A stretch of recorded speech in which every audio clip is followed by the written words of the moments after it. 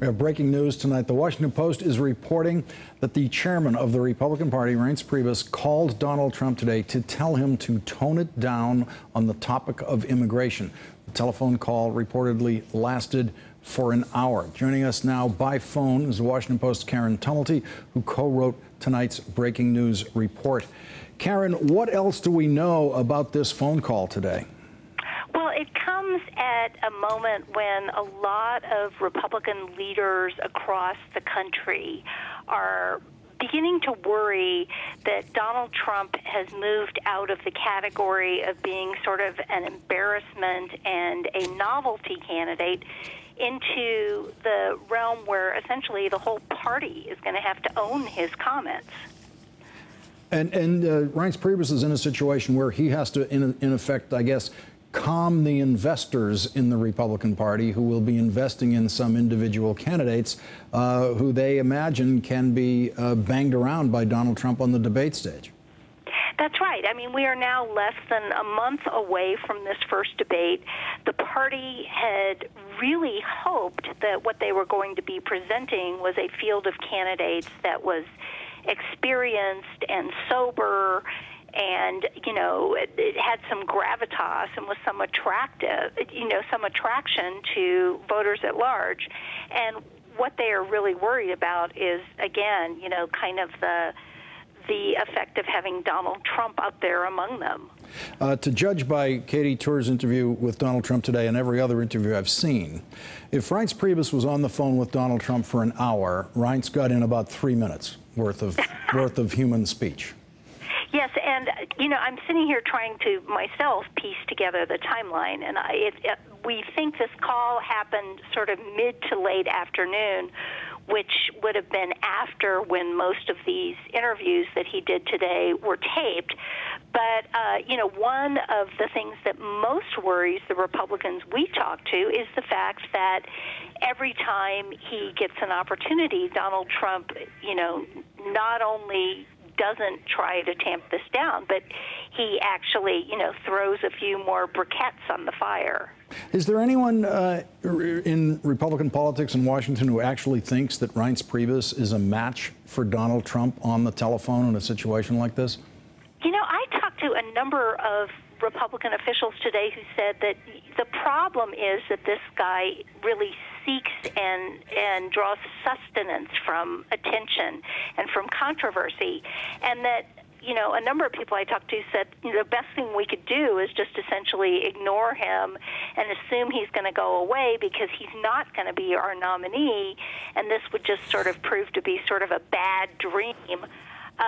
But so there is danger in sort of, you know, provoking him. Karen Tumulty, thanks for joining us with this breaking news report tonight. Thank you. Thank you, Lawrence. Donald Trump may be a candidate for president, but he is not running for president. He is sitting for president in Trump Tower and letting the campaign come to him. You were one of the only candidates who didn't campaign during the 4th of July. Pretty much all of them were up in New Hampshire, and you were not there. You've had no campaign events really this week, no campaign events planned for next week that we know of so far. You're not campaigning that much. How can anybody take you seriously if you're not out there showing your face? Because I'm doing television with you, and I am up there actually a lot, and I watched them up there walking the streets, and it didn't mean anything, and I was actually getting more news coverage than anybody else by far because I'm the one that brought up the whole situation and the whole mess with immigration and what the Mexican government is doing to us. So, you know, I didn't have to be, and I would have been if they wanted me to, and I just decided that probably it wasn't necessary. I'm going up actually next week, and I'll be in Iowa many times over the next number of months, and New Hampshire many, many times. Joining us now, NBC's Katy Tur, who interviewed Donald Trump today. Also with us, Steve Kornacki, host of Up with Steve Kornacki on MSNBC. E.J. Dionne, Washington Post columnist and an MSNBC analyst. And Kasie Hunt, MSNBC national political correspondent.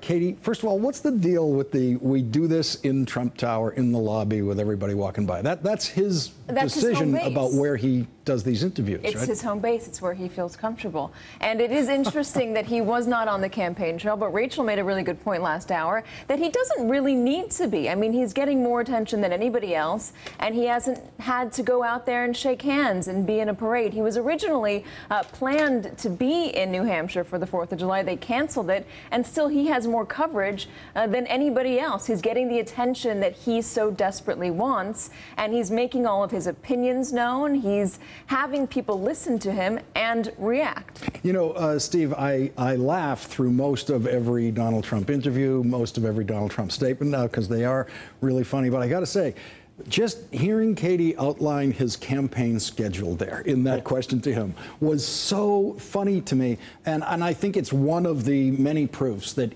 Donald knows this is a joke. He is not running for president. He is not going to be on a ticket. He knows that.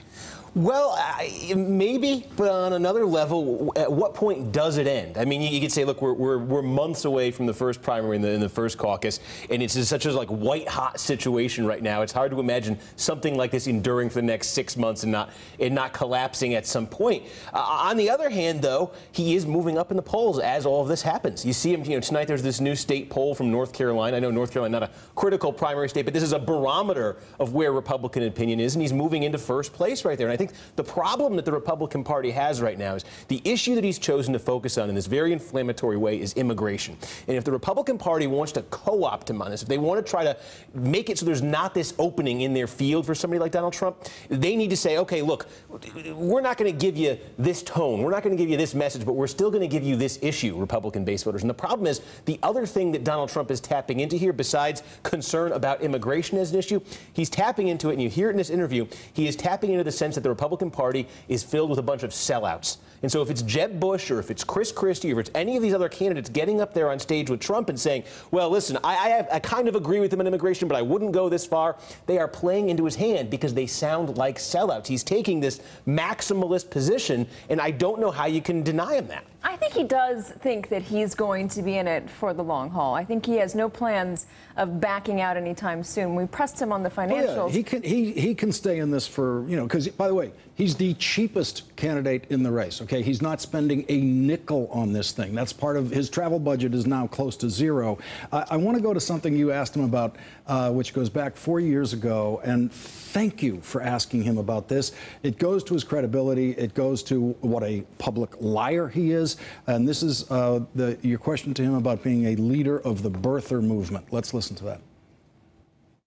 A few years ago, you led the birther movement. You sent investigators out to Hawaii to find out whether or not Obama, which you said was not born here. Well, and it turned out to not be true. Well, so I don't know. According to you, it's not true. I don't know. He released his birth certificate. If you believe that, that's fine. I don't care. It's an old subject. I'm about jobs. I'm about security. I'm about fixing the military. I'm about taking care of our vets. I'm about things that you don't have to bring up old subjects. Whether he did or not, who knows? A lot of people don't agree with you on that, by the way. E.J. Dionne, lying, public lying, is normally a problem for political candidates. His big lie, of the many lies in there, one of the provable lies, are the investigators who went to Hawaii. That was a lie. They didn't exist. They never went to Hawaii. He cannot prove in any way that he sent anyone to Hawaii. He never did. He was faking that whole thing. And it is, to me, classic Trump, and it is, to me, what this whole campaign is. The whole campaign is a fake. It's a campaign to maintain fame. That part of it's working. He's never going to be on any ticket. Well, I agree he's never going to be on any ticket, but I think that he seems immune from all the other things that trip a candidate up. I mean, look what he said about Hillary Clinton. He said he liked her. She thought she would be a strong candidate. That was back in 2012. Now he says she's the worst Secretary of State in history. Normally, complete contradictions like that would trip you up, but Trump is 100% certain of whatever he says, even when he's 100% opposite of where he was. But I think the other problem Republicans have is they're still reluctant to take him on and really distance themselves.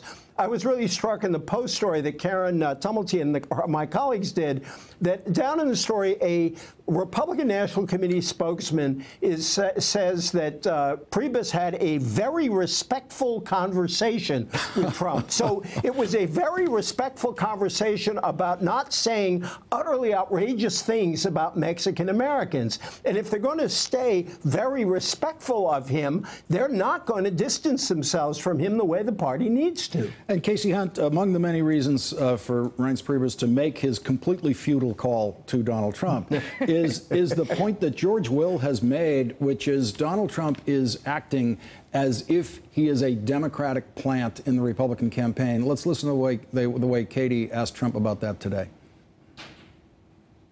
George Will said you could be a Democratic operative.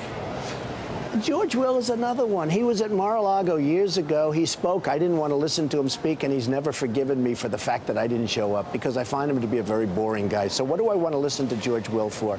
I listen to the people. I get the biggest crowds. I get the biggest standing ovations. And I guess you see it in the poll numbers. And I don't even care about it. Kasie, I noticed he didn't deny being a Democratic operative.